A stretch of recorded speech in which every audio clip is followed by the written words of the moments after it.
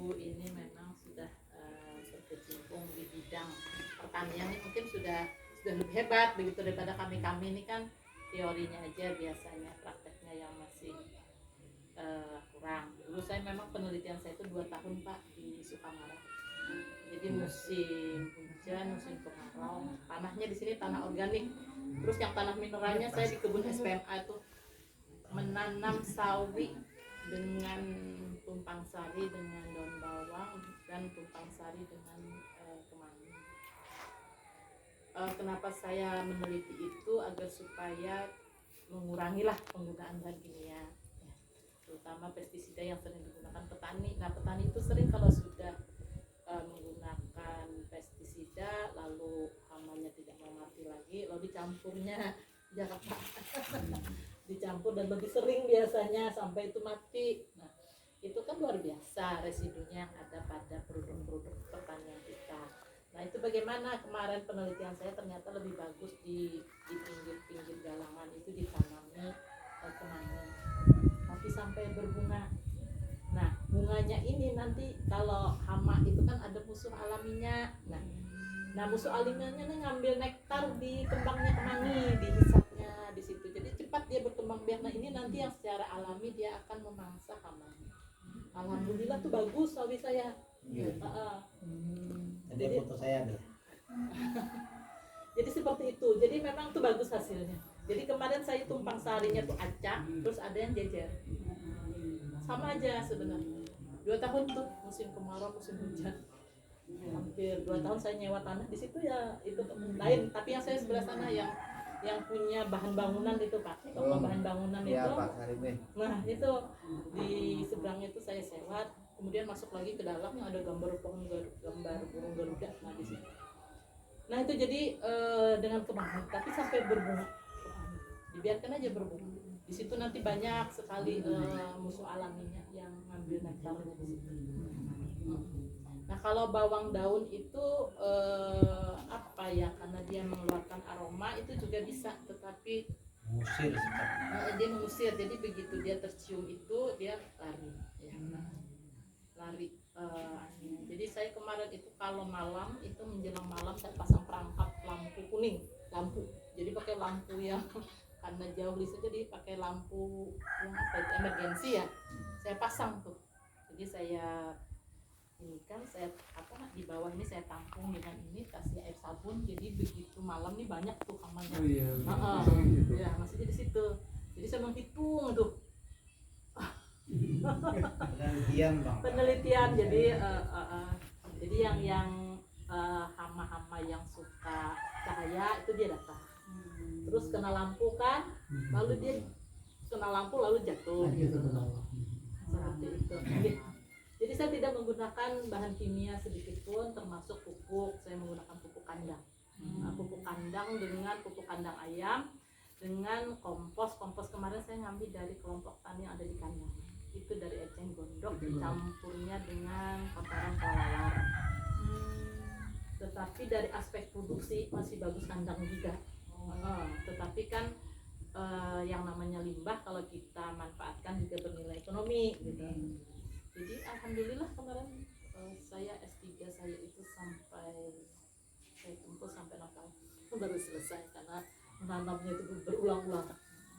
Sampai datang pembimbing saya itu dilihati bujur kada bertanam. Sudah mau menyerah saya kemarin S3-nya, hampir menyerah. Ya. Saya tidak boleh jadi pembimbing di kampus. Karena kan ini ada kaitan. Bias nanti ada masalah. Jadi lumayan saya pengalaman. Kalau dosen kan harus mengembangkan ilmu pengetahuannya supaya nanti bisa menyesuaikan dengan kondisi sekarang ini. Nah mungkin itu sharing itu. Jadi saya sawi bagus Pak, bagus sekali sawinya. Plutela kebetulan belum ada, di Plutela hanya beberapa lah. Tapi yang banyak itu adalah belalang. Tapi yang tetangga sebelah itu kan saya kemarin itu hancur sebelah gang apa ya Sukamaju. Itu banyak tuh Plutelanya. Itu biasanya kalau orang bahasa petani ini kan bahasa orang-orang bodoh sebenarnya. Enggak juga Wah, Pak. gitu. Itu Jangan gitu Pak. sebenarnya ulat geraya, ulat gantung Heeh. yang menjadikan kupu-kupu kecil, bahasa petani di sini kaper itu yang Iya, lebih kaper. cepat Iya. menghabiskan. Habis itu pas malaman aja habis itu. Iya. Jadi kami ini kendalanya tuh penyakit tuh cuma satu itu aja yang belum Namanya. bisa kami atasi. Apa itu, Pak? Kaper. Kaper itu tadi ulat yang Lutella itu Ah, yang kalau yang kita ulatnya kan senggol, hijau. kecil, Lalu nanti turun dia jatuh. pakai tali kan. Iya, Nah, ya. itu yang kami belum bisa atasi pakai obat. Iya. Itu agak repot buat kami. Ya, memang itu anunya Itu luar obat, biasa. itu dasar canggih ulatnya kecil tapi ampuh. Iya itu. Saya ini penelitian kemarin kalau ini kan S3-nya di Iya. Brawijaya Malang. Saya tuh nanamnya di Sidoarjo. Bolak-balik. Jadi itu sebetulnya namanya Plotella celostera. Ngalamin. Itu ada parasitoidnya. Terus alaminya Pak. Mufalaminya. Ya, mufalami itu dalam bentuk mulitabuan itu. Oke. Jadi itu menyerang kepompongnya mulai dari ulat sampai ke pompong. Nah, kalau Bapak Ibu tidak menyemprot, dia akan berkembang itu. Berkembang, nah, akhirnya stabil aja lingkungan itu. Cuman memang ada juga sih yang rusak-rusak dikit, tapi kan bapak kita sedikit-dikit aja dirusak sedikit ada bapak. Kalau udah keserang ulat yang itu sama kupu-kupu yang itu. Nah itu Pak yang ulat jantung itu kalau musim kemarau banyak. Sejak musim hujan dia sendiri Iya. dia. Iya. Itu sendiri populasinya. Itu emang agak petani serba. Karena gini Pak, karena begitu Bapak Ibu menyemprot dengan pestisida itu kan tidak hanya amannya mati, tapi Iya. musuh alaminya pada mati juga. Obat mati. Musim tanam berikutnya pasti naik populasi itu. Populasinya ya seperti itu. Jumlahnya pasti naik. Jadi kalau bapak sabar ya, tapi sabar bang itu dia turun sendiri nanti. Ya sebenarnya masalah itu kan Pak. Saya ini kan juga termasuk ya sedikit banyak ngerti masalah organik. Sebenarnya kesalahan pemerintahannya kita dulu. Dulu ketika nenek moyang kita belum ada kimia kan semua pakai organik. Iya. Tapi seiring waktu orang pakai kimia sekarang jadi masalah seperti ini. Akhirnya nih bahasa saya, kimia itu kan bahasa saya artinya kere miskin akhirnya Pak. Jika orang pakai kimia terus, petani akan susah cari uang. Iya. Tapi kalau organik orangnya gagah akhirnya nikmat. Tapi sehat. Betul istilah itu Inge. Jadi kalau dulu memang pada awal tahun 70-an itu Ada pestisida tuh. pestisida itu dianggap sudah penyelesaian, merupakan penyelesaian masalah itu. Tapi kan beriring dengan waktu macam-macam masalah ternyata yang mengiringi itu, termasuk salame mati musnah, gitu kan. Kemudian kalau kasus-kasus di luar negeri malah lebih ngeri lagi, burung tidak ada. Jadi ada tulisan di luar negeri itu, di Eropa itu namanya kan, kalau tempat kita kan 2 musim aja kan, hujan kemarau, di sana 4 kan. Ada istilah musim semi di sana, di mana berkembang berdaun. Nah jadi judul buku itu namanya Silent Spring, musim semi yang sunyi sepi. Karena apa? Setelah diteliti burung-burung banyak musnah akibat petani itu besar-besaran. Dan petani di sana tidak seperti petani di tempat kita. Kalau menyemprot itu mereka pakai pesawat, dan luasannya juga luas kan pesawat menyemprot. Jadi kalau begitu pakai pesawat, semua yang ada di bawah itu mati semua, termasuk makanan burung kan terkontaminasi semua, jadi makan mati, itu bisa berkembang lagi.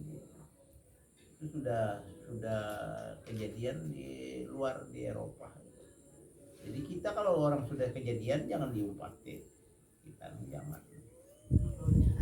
jangan memulai itu kan. Cuman memang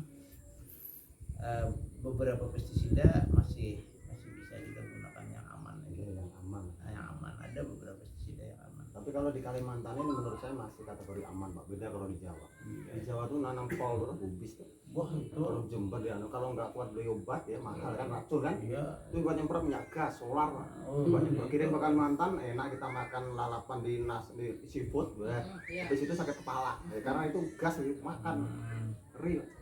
Karena saya juga Dan di sana kedadapan mau di Bepanggul ini menyemprotnya. Ini dibikin bak, pakai sancing. bikin bak, pakai pakai genset, Oke. mesin air itu, Mesin air itu. masukkan pipanya ke dalam bak, itu sudah diaduk sebak itu. Saya pernah lihat itu bak, kemudian yang menyemprot itu keliling pakai selang panjang.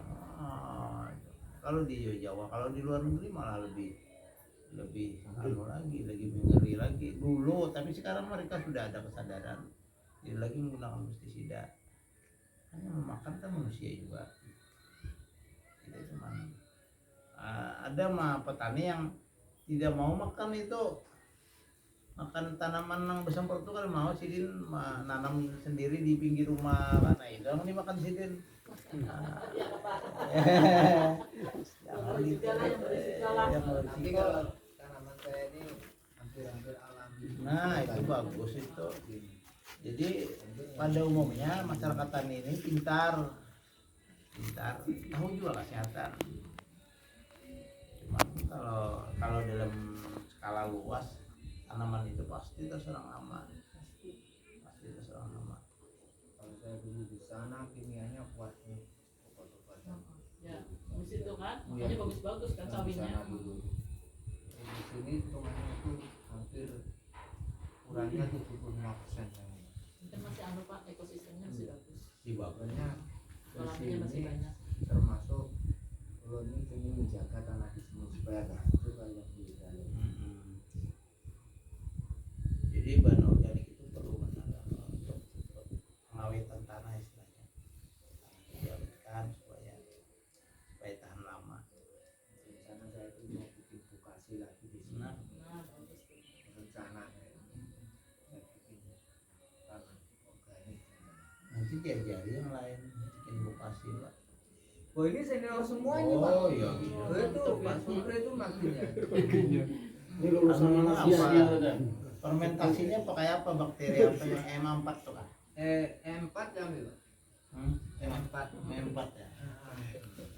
Kalau bikin bokasi, cuman ya prosesnya agak lambat sedikit. Kalau yang pernah saya pelajari dulu, bokasi itu bisa digunakan lebih cepat juga bisa, lebih lama lebih bagus. Iya. Kalau bokasi itu 3 hari pun kalau kita kepepet sudah kita bisa gunakan. Tapi harus rutin, setiap sekian jam sekali kita harus membuka supaya uapnya itu keluar. Jadi Bapak Ibu bikin pupuk organik itu kan, pertimbangannya jenis tanamannya juga ya. Kalau jenis eceng gondok itu cepat mengurainya, gondok kemudian lampau itu cepat. Tapi kalau padi yang kita bikin lama, itu yang perlu pakai bakteri itu, dari pengurai. Ini bahan bokasi benar-benar saya Iya, Iya, banyak di sini sisa tanaman. Tinggal kayak apa? Kayak ya itu kayu abu itu bagus itu, di sini bagus cepat mulai. apa itu Arianda lah apa deh Ya, Kaliandra. Iya. itu Bagus cepat. proses bikin bokasi bagus benar itu. Prosesnya lebih cepat dia hancur. Kalau itu cari tanaman yang jenis legum, yang seperti kamtoro itu bisa. Sama yang apa gamal kah itu? Gamal, Nah, ya, Itu itu. bagus cepat mengurainya. Dan kadang-kadang tidak perlu pakai bakteri itu, karena kalau kita pakai bakteri, duluan bakterinya menggunakan unsur hara yang ada di tanaman itu. Jadi kalau jenis-jenis yang jerami padi ya harus pakai, karena lama itu penguraiannya, sampai 3 bulan baru bisa dipakai. kalau ada mahasiswa saya itu meneliti sisa tanaman kedelai, edamame. Dia nanam edamame, nanti hasil panennya itu setelah dipanen polongnya dia pakai yang daun-daunnya itu untuk pupuk, jadi pupuk. Tapi itu tidak dipakai bakteri itu juga Pak, karena cepat sekali mengurainya daun-daun edamame itu.